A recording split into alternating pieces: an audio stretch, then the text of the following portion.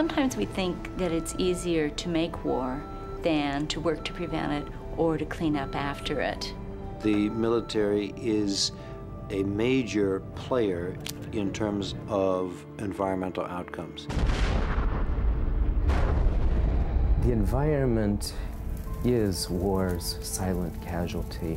When we talk about the costs of war, we rarely focus on what happens to the land, the animals. We rarely focus on that which sustains human life. We're completely out of sync now in defining threats to our security. At one time, the principal threats were military. They no longer are. They're now environmental. In the Homeland Security Department, they're thinking about vulnerability and preparedness. We just haven't made the same commitment yet in climate change, but we really need to do that. At the moment, it's as if we're sleepwalking into disaster. We can't afford to sleepwalk into the future. We must take decisions and action which create a world that we want our children and their children to grow up in.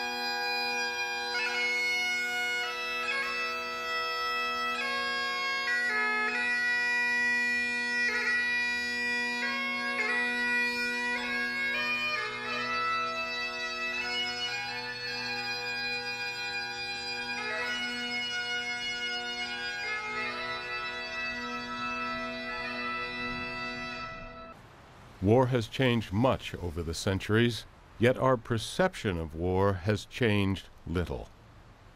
We memorialize the fallen, take some note of collateral damage to civilians, but in calculating the cost of war, we seldom acknowledge its toll on the natural environment. Well, when one deals with warfare, one has to realize that there's tremendous amounts of damage that are done, not just human damage, but damage to the physical environment in which the battlefield takes place. And whether it's a small war of a couple of days, or whether it's a major war, World War I, World War II, the Vietnam War, the recent wars in the Middle East, tremendous amounts of damage are done by aerial bombs, by napalm, by chemicals that are used. I would say there's very little consideration during combat operations to the effect on the environment. One gets totally preoccupied in the firefight itself. Got a sniper in the tower behind you! After major combat operations are over in almost any war, you have unexploded ordnance scattered about the landscape. You deny the use of agricultural land to the population. You can potentially infect water supplies and the food chain. And I would say that that's basically the case almost anywhere that you use firepower, either air power or artillery. The primary goal in warfare is to beat the enemy. And when you want to defeat the enemy as quickly and as probably cost effectively as you'd like, you use the most dangerous weapons you can, for the most part, unless your own troops or your own population happens to be on the battlefield. Equipped with 3 6-barreled Gatling guns, each capable of firing up to 6,000 rounds per minute, one of these so-called Dragon ships can inflict heavy damage on an attacking enemy ground force. When I arrived in Vietnam in February of 1970, there was already a great deal of destruction. We were taken out on missions, mainly by helicopter. Our missions were called Search and Destroy. We would try to search out the enemy and destroy the enemy.